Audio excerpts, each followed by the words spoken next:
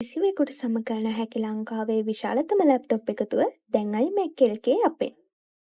ඉතින් ඔබ අපි කවුරුත් දන්නවා මෙවර ඉන්දියාව බලාගෙන ඉන්නේ කොහොම හරි ලෝක කුසලානේ ගන්න. හැබැයි වෙස්ට් ඉන්ඩීස් ඒ වගේම සවුත් අප්‍රිකා රටත් එක්ක පොඩි අරියස් එකක් කවර් කරන්න වෙයි. මොකද උන් යක්කු වගේ ගහගෙන යනවා. පාකිස්තාන අන්දලන්තේ වඩයක් ඉන්න උනුත් වැඩක් නැහැ. උනුත් ලොන්තේලා ඉන්න උන්ගේ රටෙන්.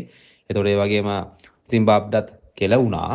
නිව්සීලන්ත එංගලන්ත උන් ලොන්තයෝ වෙනවා. උන් ඇවිල්ලා මේ අවසානට තමයි ලොන්තය වෙන්නේ.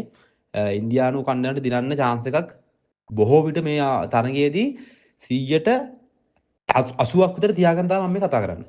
හරිද? මොකද උන් ගහන්නේ ලංකාව පිට්ටනිය උන් ඉන්දියාවට හොඳට පුරුදුයි. ඒතකොට ඉන්දියාව පිට්ටනිය ගහුවොත් ඉන්දියාව පිට්ටනිය තුන්ට හොඳට පුරුදුයි. ඉතින් ඒත් එක්කම විශේෂයෙන්ම අවධාරණය කරන්න ඕනේ අපේ ලොන්තයෝ තමයි මේ කප් එකේ හරිනම් අපේ ලොන්තයට කප් එකෙන් භාගයක් දෙන්න ඕනේ නේද නේද?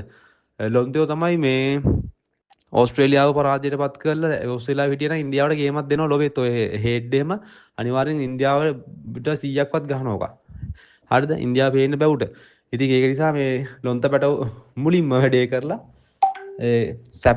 සැප දුන්නා. ඉතින් ඒක නිසා ලොන්ත පැටවුන්ට මුළු ඉන්දියාවම ආචාර කරන්න ඕනේ සහ ලොන්ත පැටව අදහුණම් හරි. ඉතින් ඔබටත් මේක හිතන අදහස පහතින් දක්වන්න අමතක කරන්න එපා. කිසිවෙකුට සමකරන හැකි ලංකාවේ විශාලතම ලැප්ටොප් එකතුව දැන් iMac LK අපෙන්.